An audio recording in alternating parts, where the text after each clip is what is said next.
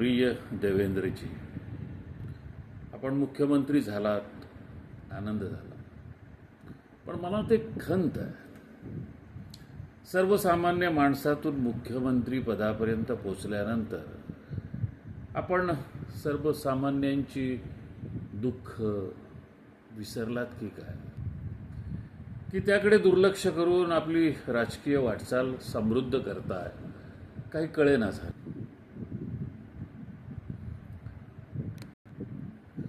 आज गरजा वाढल्यानं सर्वसामान्य माणूस हा अनैतिक मार्गाकडे वाटचाल करू लागलाय आणि या गरजासुद्धा सरकारनं कळत न कळत वाढवलेल्या आहेत आणि त्यामुळं नीतिमूल्यांचा ऱ्हास होऊ लागला आहे. म्हणजे बघा ना, मुलाला मोटरसायकल पाहिजे, मग त्यामध्ये पेट्रोल पाहिजे. कोविडनंतर आज सर्वसामान्यांच्या मुलांना सुद्धा अँड्रॉइड सेलफोन पाहिजे. मग त्यामध्ये भरायला रिचार्ज, टी व्हीचं रिचार्ज, अशा सर्व गरजा वाढलेल्या आहेत. आणि यामध्ये परत इंग्रजी माध्यमांच्या शाळा आणि त्यांच्या फीज का वाढतात. या इंग्रजी माध्यमांच्या शाळा काही कळत नाही. मराठी शाळा जवळजवळ बंद पडत आल्या का बंद पाडायचे. त्यात जिल्हा परिषदच्या शाळा आणि हायस्कूल्स यांना 10वीपर्यंत परीक्षाच नाही. परीक्षा नसल्यानं मुलांची क्वालिटी किती आहे, काय शिकतायत शाळेत, हे पालकांना कळत नाही. सर्वसामान्य शेतकरी माणूस हा आपल्या शेतीच्या कामात व्यस्त असतो, मोलमजुरी करतो, त्याला मुलाकडं लक्ष द्यायला वेळ नाही. त्यामुळं शिक्षक घडवतील तीच मुलं घडणार असतात. परंतु परीक्षा नसल्यानं मुलांचीही मजा आहे आणि शिक्षकांचा काही शिक्षकांचाही अलबेलच आहे सर.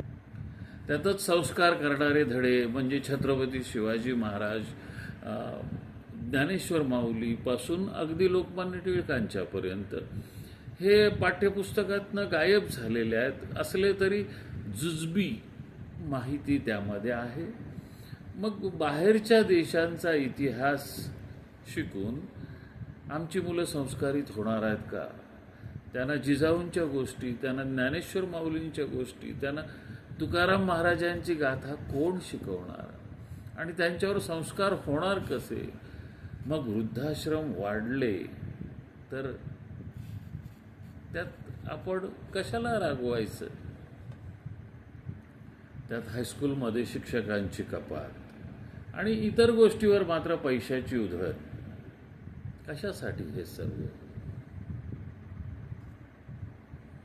वृक्षतोडीच्या बाबतीत सुद्धा तेच चालू आहे. वृक्ष लावा असा नारा सामाजिक वनीकरण देत असतं. दरवर्षी जाहिरातीवर लाखो रुपये खर्च केले जातात.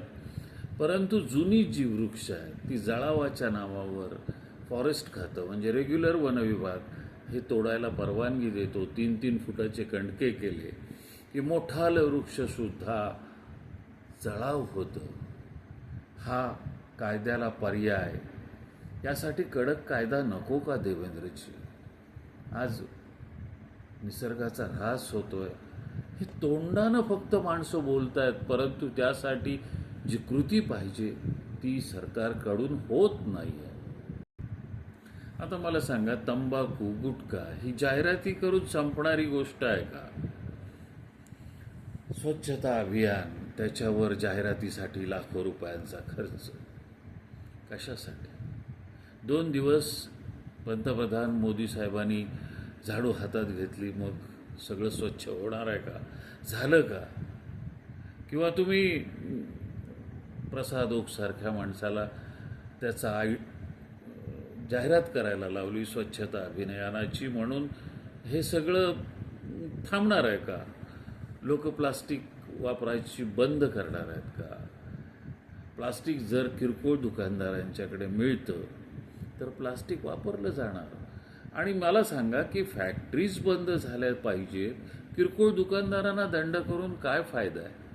जर फॅक्टरीज बंद झाल्या तर प्लास्टिक येणंच बंद होईल आणि मग या निसर्गाची सर्वात मोठी रास होण्यापासून वाचेल.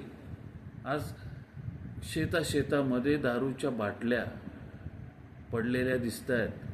केवढं उदात्त धोरण आहे सरकारचं की दारूचं लायसन्स वाटत सुटले. मग दारूबंदी कसली? गावागावात गावठी दारू मिळते त्याच्यासाठी दारूबंदी. आणि मग इंग्लिश आणि देशी ही काय दारू नाही आहे. मग असं करायचं असेल तर निदान लिलाव गावठी दारूचा चालू करा. लोक चांगली दारू बनवतील. नाहीतरी कुठेही बंद नाही आहे. हप्ता दिल्यावर दंड नाही आहे, केसही नाही होत. मग कशासाठी दारूबंदी? ही अशी धोरणं सोडायला पाहिजेत. स्वच्छता अभियानाच्या बाबतीत तर मला असं म्हणायचं आहे देवेंद्रजी की स्वच्छता अभियान राबवायचं असेल तर कायदा आणि दंड, म्हणजे सगळ्याच बाबतीत कायदा आणि दंड कडक केल्याशिवाय सर्वसामान्य माणसाला या गोष्टी कळतच नाही. म्हणजे बघा ना, तुम्ही आता सीट बेल्ट नाही घातला तर दंड, हेल्मेट नाही घातलं तर दंड, त्याच्यासाठी शिक्षा, असा कायदा केला आहे ना. मग तो फक्त वाहन RTO यांच्यासाठीच आहे. मग तो बाकीच्या ऑफिसेससाठी का नाही? आज बघितलं तुम्ही तर सगळ्यात अस्वच्छ असणारी स्वच्छतागृह ही सरकारी आहेत, पंचायत समितीची आहेत, तहसीलदार कार्यालयाची आहेत, ST विभागाची आहेत, जिल्हा परिषदच्या शाळांची स्वच्छतागृह घाणेरडी आहेत. मग यासाठी दंड आणि कायदा ठेवा ना. आणि तो वरिष्ठ अधिकाऱ्यांना ठेवा, CO ना ठेवा, कलेक्टरना ठेवा, विभाग नियंत्रकांना ठेवा. म्हणजे त्यांच्या हाताखालच्या सर्व शाळा, त्यांच्या हाताखालची सर्व आरोग्य केंद्र, त्यांच्या हाताखालची सर्व ST डेपो हे स्वच्छ राहतील की नाही बघा. पण तुम्हाला ते करायचं असेल, त्याच्यात तुमचा प्रामाणिकपणा असेल तरच तुम्ही ते करू शकता. आणि तुम्ही ते करू शकता म्हणून हा पत्रप्रपंच तुमच्यासाठी आहे. इतर कोण असतं तर मी हे बोलण्याचं धाडसही केलं नसतं. खरं तर हा प्रत्येक विषय वेगळा वेगळा आणि सेपरेट लिहिण्याची गरज आहे आणि त्याच्यावर वेगवेगळं पत्र होण्याची गरज आहे. परंतु आपण सुज्ञ आहात, मला काय म्हणायचं आहे हे आपल्याला थोडक्यात कळलं असेल. प्रत्येक गोष्ट हप्ता दिल्यावर चालू होते असं नकोय देवेंद्रजी. काही गोष्टी अशा करा की दंड करा, कायदा करा, परंतु त्या परमनंट होतील असं बघा. हे जाहिराती आणि याच वर्षी खड्डा लावून वृक्ष, परत पुढच्या वर्षी तिथेच खड्डा, तेच वृक्ष तिथे लावायचं. आत्ताच हा फेब्रुवारी-मार्च महिना आहे. आमच्या त्या नागपूर हायवेला, रत्नागिरी-नागपूर हायवेला फेब्रुवारी महिन्यात झाडं लावली जातात. जगणार आहेत का ती? कशासाठी हा ढोंगपणा? मग कशासाठी हे खोटेपण? नको. मग तो जो कॉन्ट्रॅक्टर आहे त्याचं पेमेंट थांबवा, कडक कायदा करा, एवढीच माझी विनंती आहे. कारण एक म्हणणं आहे आमच्या कोकणी माणसाचं की बंद वस्तू इथं बंद नाही आणि हप्ता दिल्यावर दंड नाही. असं ही परिस्थिती महाराष्ट्रातून, निदान छत्रपतींच्या महाराष्ट्रातून आपण घालवू शकाल अशी आशा आहे. म्हणून हे पत्र आपल्याला पाठवण्याची हिंमत मी करत आहे. जय हिंद, जय महाराष्ट्र, जय शिवराय.